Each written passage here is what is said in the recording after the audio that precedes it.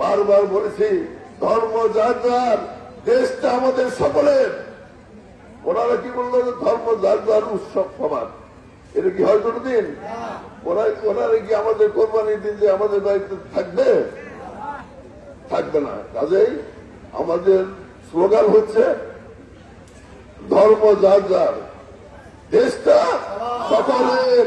এই দেশটাকে সকলে মিলে গড়ে তুলতে হবে। এই দেশটাকে সকলে মিলে শক্তিশালী রাষ্ট্র হিসেবে গড়ে তুলতে হবে। এই দেশের হিন্দু মুসলমান বৌদ্ধ খ্রিস্টান এক হয়ে তারেক জিয়ার নেতৃত্বে আগামী দিনের বাংলাদেশকে পৃথিবীর বুকে একটি শক্তিশালী রাষ্ট্র হিসেবে প্রতিষ্ঠা করতে হবে, যার মধ্য দিয়ে আমাদের সন্তানদের ভবিষ্যৎ পরিবর্তন হবে।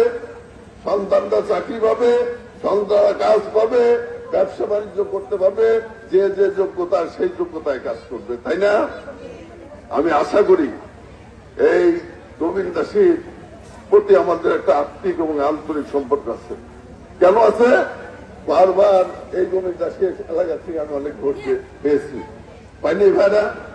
দুটো চেয়ারম্যান ছিল এখানে, তখনও কিন্তু আমি এই গোবিন্দ দাসীর থেকে সবচেয়ে বেশি ভোট পেয়েছিলাম, পাইনি? আমি আশা করি আগামী নির্বাচনে বেগম খালেদা জিয়ার নেতৃত্বে যে দল বাংলাদেশ জাতীয়তাবাদী দল নির্বাচন অংশগ্রহণ করবে, ধানের শীষের প্রতীক নিয়ে আপনারা সকলে ঐক্যবদ্ধভাবে বেগম জিয়ার ধানের শীষে ভোট দিয়ে দেশকে শক্তিশালী করতে পারবেন, এই জাতিকে শক্তিশালী করবেন, দেশের মানুষকে শক্তিশালী করবেন।